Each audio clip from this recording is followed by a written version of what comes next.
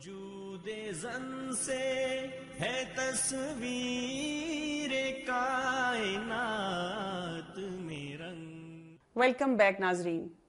ملاقات کا وقت ہو گیا ہے ڈاکٹر ذکیہ ہاشمی کے ساتھ. ہومیوپیتھک ڈاکٹر ہیں, 25 سالہ تجربہ رکھتی ہیں مریضوں کو دیکھنے کا, ان کی تشخیص اور علاج کا, ماہر ہیں طب نبوی میں اور ڈریپ کی ایڈوائزری کمیٹی میں ہیں, ڈرگ ریگولیٹری ایسوسی ایشن آف پاکستان. السلام علیکم ورحمۃ اللہ وبرکاتہ. وعلیکم السلام ورحمۃ اللہ وبرکاتہ. ڈاکٹر ذکیہ, جب ہم بات کرتے ہیں طب نبوی کی, ایک ہم نے پریونٹیو سائڈ ڈسکس کی کہ ایسی چیزیں جو کہ ہمیں بیمار ہونے سے پہلے ہی اپنی زندگی میں شامل کرنی ہیں. پھر ہم نے بہت سے طریقہ علاج کے بارے میں بھی بات کی اپنے پچھلے پروگرامز میں کہ کہاں کہاں ہمیں علاج کی ضرورت ہے اور کیا کیا چیزیں ہم استعمال کر سکتے ہیں. لیکن ایک وقت وہ بھی آ جاتا ہے یا کچھ بیماریوں میں فرسٹ سٹیج بھی یہ ہو سکتی ہے کہ اب کوئی سرجیکل قسم کا پروسیجر کرنے کی ضرورت ہے, کوئی ایسی چیز کرنے کی ضرورت ہے جو کہ دوائی لینے سے زیادہ ہے. تو طب نبوی میں ہمیں اس کے لیے جو طریقہ ملتا ہے, کیا آپ ہمیں اس کی وضاحت کریں گی؟ جی, بسم اللہ الرحمن الرحیم. طب نبوی میں ایسا ایک طریقہ علاج پایا جاتا ہے جو تقریباً ہر بیماری میں بہت ہی مفید ہے. ٹھیک. اور یہ طریقہ علاج کہاں سے چلتا ہے؟ آپ دیکھیں پرانے زمانے میں, بہت ہی پرانی, یعنی مصریوں کے زمانے سے, بلکہ فرعون سے بھی پہلے کے زمانے سے یہ طریقہ علاج چلا آ رہا ہے. اچھا. اس کو حجامہ کہا جاتا ہے. اچھا.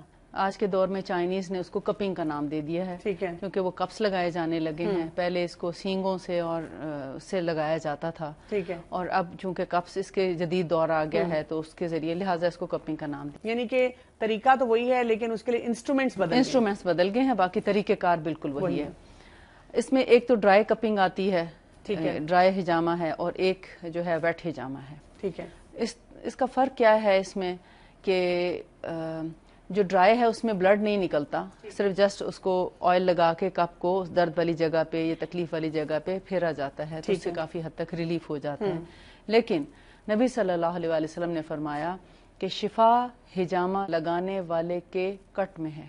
یعنی اچھا, جی ہاں, ویٹ حجامہ میں شفا ہے اصل میں, اور یہ ایسی شفا ہے کہ بیماری بالکل ختم ہو جاتی ہے. اچھا. یہ جو ویٹ حجامہ ہے یہ سر سے لے کے پاؤں تک اس کے مختلف بیماریوں کے لیے مختلف پوائنٹس ہوتے ہیں. ٹھیک ہے. باقاعدہ طور پر اب اس کی تعلیم دی جانے لگی ہے, اور یو کے میں تو اس کا بہت زہدہ رواج ہے, امریکہ میں اور مختلف جگہوں پہ, بہت سی جگہوں پہ لوگ ٹریڈیشنل اس کو ایز اے ٹریڈیشنل لیکن اس وقت ہالی ووڈ اور بالی ووڈ کے جو اداکار اور اداکارائیں ہیں وہ تک حجامہ کرا رہی ہیں. اچھا, لیکن ہمارے کے لیے اور جی ہمارے لیے مسئلہ یہ ہے کہ اب جیسے واقعی اس کا ایک رائز نظر آتا ہے. اکثر آپ گیدرنگز میں بیٹھتے ہیں, ہو سکتا ہے کچھ ایسے لوگ بھی ہوں جو کہ بہت زیادہ قرآن اور سنت کے مطابق بہت سے کام نہیں بھی کر رہے جی, لیکن حجامہ کو وہ مانتے ہیں جی, اور اس کے مطابق وہ علاج کروانے کو پسند بھی کرتے ہیں.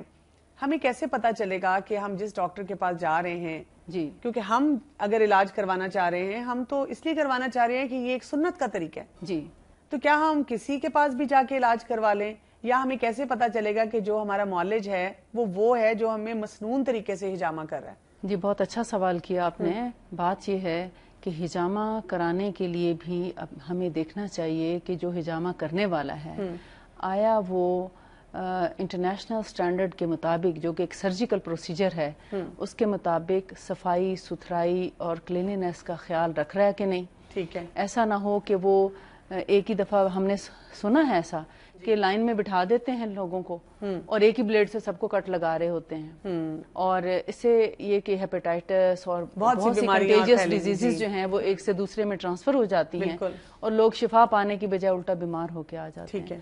تو ہمیشہ یہ دیکھنا چاہیے کہ ترجیح کسی ڈاکٹر کو دینی چاہیے کہ اگر کوئی ڈاکٹر حجامہ کرنے والا ہے تو اس کو آپ پریفر کریں بنسبت اس کے کہ جو ڈاکٹر نہیں ہے, کیونکہ اس کو ساری انیٹمی پتا ہوگی, فزیولوجی پتا ہوگی, اس کو یہ پتا ہوگی کہ کچھ ایسے کیسز ہو سکتے ہیں, جی, کس بیماری کے لیے کون سے پوائنٹس ہیں. پلس یہ کہ اگر کسی میں کسی وجہ سے کوئی ایک یعنی کہ کسی کی بلیڈنگ ہو گئی ہے یا کچھ اور ایسا مسئلہ ہو گیا ہے تو اس کو یہ بھی پتا مینج کیسے کرنا. بالکل, کیونکہ سم ٹائمز لوگ جو ہیں بلڈ تھنر پہ ہوتے ہیں, اس میں بہت زیادہ احتیاط کی ضرورت ہوتی ہے. ڈاکٹر ہی سمجھ سکتا ہے کہ جو لوگ خون پتلا کرنے والی دوائیں لے رہے ہیں, بلڈ تھنرز لے رہے ہیں, ان کو کم از کم 3 دن پہلے حجامہ سے ان دواؤں کو روک دینا چاہیے.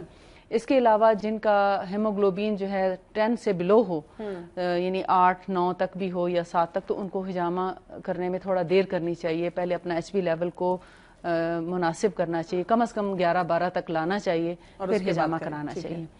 اس کے علاوہ اور بھی بہت سی پریونشنز ہیں جن کو ہمیں دیکھنا چاہیے، جیسے تھیلیسیمیا کے پیشنٹس ہیں یا کچھ جیسے ڈائبیٹک پیشنٹس ہیں، اور ان کی اگر ڈائبٹیز بہت زیادہ ہائی ہے تو کوشش یہ کرنی چاہیے پہلے اس کو تھوڑا مناسب حد تک لے آئیں اور پھر اس کا ہجامہ. حالانکہ ہجامہ میں ڈائبٹیز کا بھی علاج ہے، بالکل ایسا نہیں کہ ڈائبیٹک پیشنٹ جو ہیں، اکثر لوگ پوچھتے ہیں کہ ہمیں ڈائبٹیز ہے تو کیا ہم ہجامہ کرا سکتے ہیں؟ تو ہم انہیں کہتے ہیں کہ ہجامہ آپ کرا سکتے ہیں، لیکن ڈائبٹیز کنٹرولڈ ہو یا کم از کم اتنی زیادہ ہائی نہ ہو. یعنی مجھے آپ کی بات سن کے یہ احساس ہو رہا ہے کہ طب نبی پہ بھی عمل کرنے کے اصول ہیں. جی ہاں، یعنی کہ آپ یہ نہیں کر سکتے کہ صرف ایموشنل ہو کہ آپ کہیں کہ بس یہ جی رسول اللہ صلی اللہ علیہ وسلم کا طریقہ ہے تو چلو کہیں بھی کرا لیں. نہیں ایسا نہیں، آپ نے اس کے مطابق جتنے ڈوز اینڈ ڈونٹس ہیں ان کو دیکھنا ہے اور اس کے مطابق فیصلہ کرنا ہے. بالکل صحیح.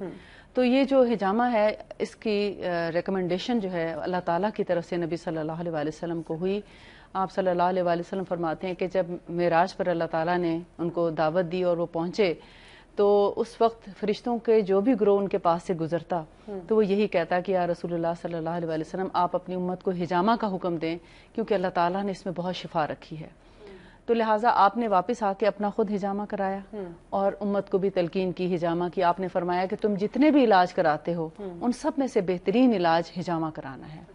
آپ پوچھیں گے کہ ہجامہ کا پروسیجر کیا ہے، آخر کیوں اس سے شفا ہوتی ہے، لاجک کیا ہے؟ بالکل یہی چیزیں ہر بیماری کے لیے ایک ہی چیز کیوں آخر کاپی لگا کے اور بلڈ نکال کے کیسے؟ آپ خود ڈاکٹر ہیں، آپ سمجھتی ہیں کہ ہر بیماری جو ہے وہ خون میں پائی جاتی ہے. بالکل صحیح.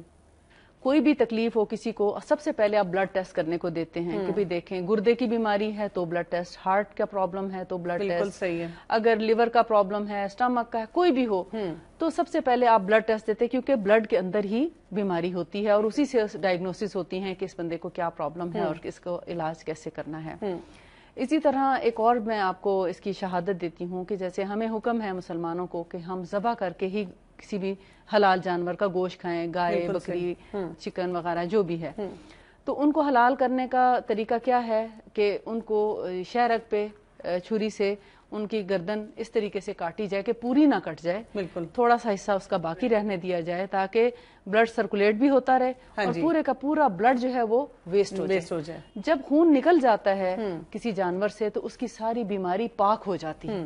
آپ دیکھتے ہیں کہ پہلے پرانے زمانہ میں لوگ گھروں میں مرغیاں پالتے تھے اور اگر کوئی مرغی بیمار ہونے لگتی، گرتی پڑتی دیکھتے تو کہتے تھے اس کو جلدی سے ذبح کر دو ورنہ یہ مر جائے گی، کیونکہ مرا ہوا جانور تو حرام ہے، ہمیں نہیں کھانا کیونکہ اس کا خون اس کے اندر ہی رہ جاتا ہے اور اس کی ساری بیماری اس کے اندر ہی رہ گئی ہے. اب اس مرے ہوئے جانور کا گوشت کھانے سے جس بیماری سے وہ مرا ہے اگر وہ مرا ہوا جانور کوئی انسان کھا لے تو اس کو وہی بیماری ہو جائے گی. بالکل. تو یہ اللہ تعالیٰ کا بہت بڑا انعام ہے ہم مسلمانوں پر کہ ہمیں ذبح شدہ چیز کھانے کا حکم دیا گیا، اس سے وہ بیماری سے پاک ہو جاتا ہے جانور اور ہمیں صاف ستھرا گوشت مل جاتا ہے. یعنی کہ جب ہم یہ ہجامہ کرواتے ہیں وہ جو ہمارا بلڈ نکلتا ہے کسی بھی ایک پوائنٹ سے وہ ہمیں اس بیماری سے وہ اس کے سارے زہر کو یا اس کے اثر کو ختم کرتا ہے. بالکل. جیسے ہم کسی بھی جگہ پر مثلا کپ لگاتے ہیں تو اس کپ لگانے والی جگہ پر جب وہ سکشن کی جاتی ہے تو ایک بمپ بنتا ہے. ٹھیک ہے. ارد گرد کا جتنا گندا خون یا ٹاکسنز ہوتے ہیں وہ اس کے نیچے آ جاتے ہیں. ٹھیک ہے. اور دوسرا کام کیا ہوتا ہے کہ وہ جگہ نم ہو جاتی ہے، سینسیشن کم ہو جاتی ہے. اب اس پر جب فائن سرجیکل اسٹرلائز سرجیکل بلیڈ سے اس کے نشان لگایا جاتا ہے، ہلکا ہلکا اسکریچ کیا جاتا ہے، باقاعدہ کٹ نہیں لگایا جاتا. ٹھیک ہے. بہت ہی جیسے ڈاٹ لگائے جاتے ہیں اس طرح ڈاٹ لگائے جاتے ہیں، لمبے کٹ نہیں لگانے کا حکم.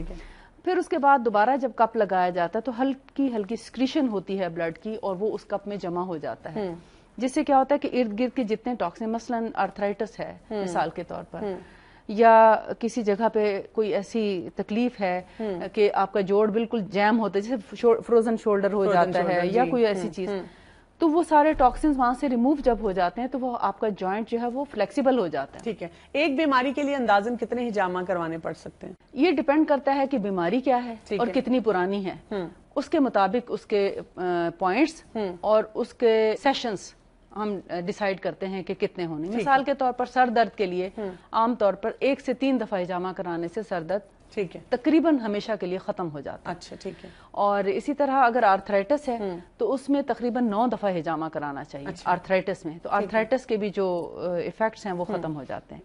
اسی طرح مختلف بیماریوں میں پوائنٹس بھی مختلف ہیں.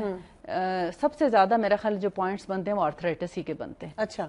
کیونکہ پوری باڈی میں اس کا ایفیکٹ ہوتا ہے اور اس کا ہر جوڑ پہ تقریباً لگایا جاتا ہے. اچھا کچھ ایسی بھی چیزیں ہیں جو کہ ہمارے ناظرین کو پتہ ہونی چاہیے کہ جب اگر ہجامہ کروا رہے ہیں تو یعنی کہ ایک قسم کا نا وہ وارن رہیں, ہوشیار رہیں کہ کوئی ان کو کوئی غلط پوائنٹ پہ نہ ہجامہ کر دے, یا کوئی ایسا ان سے کام نہ کروا لے جو کہ طب نبوی میں ہمیں واضح طور پہ پتہ چلتا ہے کہ یہ طریقہ کار ٹھیک نہیں ہے. جی مثال کے طور پہ کچھ جگہیں ایسی ہیں جہاں پر نبی صلی اللہ علیہ وسلم نے خاص طور پہ منع فرمایا. اچھا. یا ہمیں پتہ چلتا ہے کہ جو اس کے ماہر ہیں اور اس کے عالم ہیں, جاننے والے ہیں, انہوں نے منع کیا ہے کہ ان جگہوں پہ ہجامہ نہیں کرانا چاہیے. مثال کے طور پر یہ گدی ہے. اچھا. جو ہماری یہاں پہ یہ ڈمپل ہے نا جو نیچے پیچھے, اس پر ہجامہ کرنے پہ خاص طور پر منع کیا کہ اس سے کا ہجامہ نہ کرایا جائے ورنہ انسان کی یادداشت تک ختم ہو سکتی ہے. اچھا. اسی طرح جو ہمارے نیز ہیں, نیز کے بالکل سامنے جو ہڈی ہے اس کے اوپر ہجامہ کرانے سے بھی منع کیا گیا, کیونکہ اس سے ہمارا جو نیز کا جو پورا سٹرکچر ہے وہ خراب ہونے کا اندیشہ ہے. ٹھیک ہے. اور یہاں پر بڑے امپورٹنٹ مسلز گزرتے ہیں, بڑے ٹینڈنس, جن کے اوپر ہجامہ نہیں ہونا چاہیے, ان میں خرابی آ سکتی ہے. اور اسی طرح ایک وقت میں بہت زیادہ پوائنٹس پہ بھی نہیں لگانا چاہیے. مریض کی حالت اور صحت کو دیکھتے ہوئے یا اس کی ایج کو میکسیمم کتنے پوائنٹس پہ کرنا چاہیے؟ میکسیمم وہی بات ہے, دیکھنا پڑتا ہے کہ اس کی عمر کیا ہے. ٹھیک ہے. اگر بہت چھوٹا بچہ تو نہیں یا بہت بوڑھا تو نہیں ہے, اور اگر جوان بھی ہے تو ایسا نہ ہو کہ مثلا حاملہ عورتوں کو ہجامہ نہیں کرانا چاہیے. ٹھیک ہے. حمل ضائع ہونے کا اندیشہ ہے. اسی طرح خصوصی ایام میں بھی جو ہے وہ ہجامہ نہیں کرانا چاہیے, اس میں منع کیا گیا ہے, پاکی کی حالت ہی میں کرانا چاہیے. تو ان چیزوں کا خیال رکھتے ہوئے جب ہم ہجامہ کرتے ہیں کسی بھی پیشنٹ کا, تو جو جوان ہے بیئر کر سکتا ہے تو اس کو اگر 20 پوائنٹ بھی لگ جاتے ہیں تو کوئی حرج نہیں. لیکن اگر ایج کم ہے یا بہت زیادہ ہے تو میرے خیال میں اس کو 3 سے 5 یا 7 کپ سے زیادہ نہیں لگانے چاہیے, یعنی کہ اس کے لیے احتیاط کرنی چاہیے. اچھا مجھے یہ بھی بتائیے, ساتھ کوئی دعائیں یا کوئی نوافل یا کوئی اذکار بھی ہیں اگر کوئی خاص طور پہ اس سے ریلیٹڈ ہیں کہ یہ کرنے چاہیے؟ ہجامہ کے کرتے وقت خاص طور پر جس کو ہم رقیہ الشریعہ کہتے ہیں, یعنی ایسا دم جس کو نبی صلی اللہ علیہ وسلم نے خود کیا اور صحابہ کرام کو حکم دیا, یا وہ اذکار اور وہ دعائیں اور وہ آیات جو جادو کے اثر کے لیے آپ صلی اللہ علیہ وسلم سے مروی ہیں, یا نظر بد کے سلسلے میں ہیں, یا عام روحانی اور جسمانی بیماریوں کے لیے جو چیزیں ہیں جو رسول اللہ صلی اللہ علیہ وسلم نے ریکمینڈ کی ہیں, وہ اس دوران مریض یا تو خود پڑھے یا معالج پڑھے. اور اگر آپ سمجھتے ہیں کہ مریض نان مسلم ہے یا بچہ ہے یا بوڑھا ہے یا اس کو نہیں پڑھنا آتا, اس کو طریقہ ہی نہیں آتا, یا اس نے کبھی پڑھا ہی نہیں اور بیماری کی اس حالت میں ہے کہ پڑھ نہیں سکتا, تو پھر بہتر ہے کہ ساتھ میں آپ اس کو اپنے فون پہ یا مطلب اس کا آڈیو چلا دیں, آڈیو اس کی جو ہے وہ لگا دی جائے, تاکہ دونوں معالج بھی اور مریض دونوں سنتے رہیں اور اس پر فوکس رکھیں. عام طور پہ ہجامہ کے دوران جو ہے وہ زیادہ باتیں نہیں کرنی چاہیے. بہت ضروری بات کہ کوئی تکلیف خاص ہے, کوئی پوائنٹ رہ گیا ہے تو اس میں ہلکی پھلکی کرنے میں کوئی حرج نہیں, لیکن کوشش یہ کرنی چاہیے کہ اس وقت کی جو دعائیں اور قرآن لگا ہوا ہے اسی کو سنا جائے. تو میں سمجھتی ہوں ایسے طریقے سے مریض جو ہے وہ بہت جلدی شفا پا جاتا ہے. بہت بہت شکریہ ڈاکٹر ذکیہ. ناظرین, ہم نے ہجامہ کے بارے میں بہت مفید معلومات لی اور ہمیں خاص طور پہ اس چیز کا احساس ہوا کہ طب نبوی میں ہمیں کس طرح سے ایک پراپر گائیڈ لائن ملتی ہے کہ کن چیزوں کو ہم نے ہجامہ کرتے ہوئے ان کو اختیار کرنا ہے اور کن چیزوں کے بارے میں ہم نے بہت محتاط رویہ رکھنا ہے. مجھے امید ہے کہ ہم اس کے بارے میں سوچیں گے اور اس کو سمجھیں گے.